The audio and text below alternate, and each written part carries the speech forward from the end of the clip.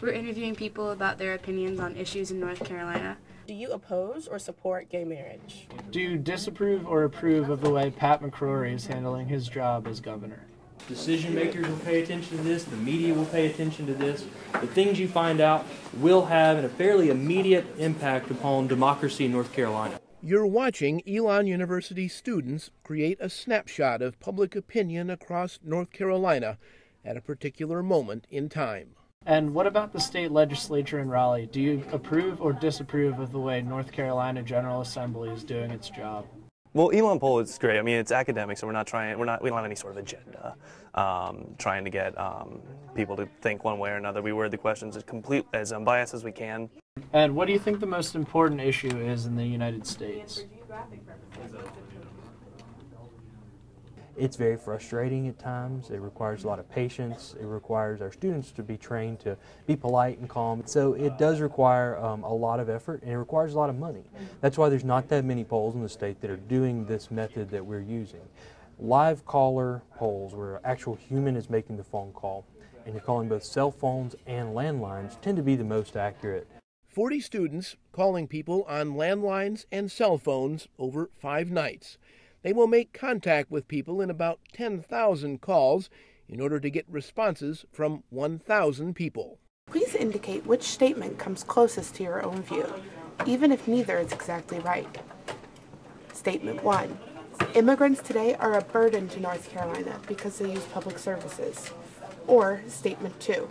Immigrants today are a benefit to North Carolina because of their hard work and job skills. There are beliefs on all ends of the spectrum, but it seems like more often than not, most people are kind of towards the middle, contrary to like what I would naturally believe, and that most people aren't really extreme in their beliefs. They're practical people that have everyday things going on. The data will be compiled to create the newest edition of the Elon University poll. Well, I really like political science, and I also like how math and political science intersect, and so polling is one of the most obvious ways in which it does it. So for me, this made my statistics and political science classes real. And the terms that I learned and the exercise that I've done became real and not just assignments. And so what we find is that of, say, 17,000 numbers that we've called for this particular survey, 7,000 of those yielded no answer. Nobody was there. 3,500 refused. 569 were busy numbers. 2,000 of those weren't even working at all. We had another 115 that they didn't speak English. And all of that's just to try to get the 788 that we've achieved so far to complete our survey. Do you think of yourself as closer to the Republican Party or Democrat Party? The Elon poll is based in science, mathematics, social science, statistics, and probability. But the result of this measurement of public opinion is not the discovery of an unchanging truth or a science-based fact. An opinion poll produces a science-based glimpse of what people are thinking at a certain moment. It is making sense out of random data. An easy way to understand a poll is to look at the pillar on the building right behind me, because that's what a poll is. It's a way of surveying something from afar. I could actually go and measure the height of the pillar, but I'm not doing that. I'm looking at it from a distance and estimating the height, and that's what a poll is. It's not an exact measurement, it's a snapshot from a distance. Do you yourself plan to vote in the election this November or not? The goal is to measure the opinion of a large group of people by sampling the opinion of a much smaller group. To make it all work, the poll must ensure the sample group accurately represents the larger population. The Elon poll buys a list of cell phone and landline phone numbers from a private company. Random numbers are drawn and called until the goal of 1,000 contacts is reached. Polling science shows that 1,000 responses creates a manageable uncertainty factor. That's the plus or minus ratio. Interviewing a larger number of people doesn't change the figure all that much, and it adds to the cost of the poll. The responses are then matched to the results of the U.S. Census. The census is our primary weighting point, so we make sure that our results reflect North Carolina in terms of age, in terms of gender, in terms of race, and some other factors. So you'll never see an Elon poll that has too many women or too many men or not enough African Americans or too many African Americans. The percentages and proportions that we release at the end will perfectly match the census results for residents of the state.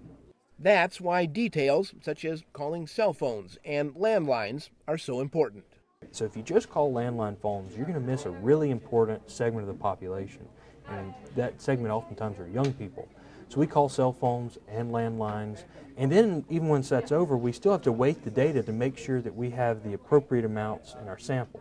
Because what happens is if you only call landlines, you only call cell phones, or even if you call some combination, if you have too many of one type, you've overrepresented certain groups. The survey questions are pre-tested to make sure the question itself doesn't affect the poll's findings.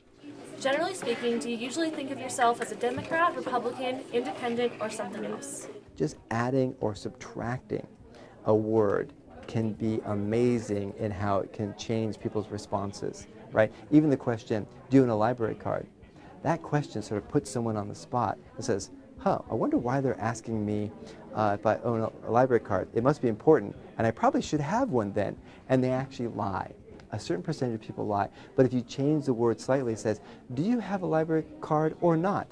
It sort of suggests either option is actually, sort of valid, and some people do and some don't, and you actually change the responses. So the slightest change in a question can actually change people's responses, and you do have to be very careful, and you have to pre-test, pre-test, pre-test.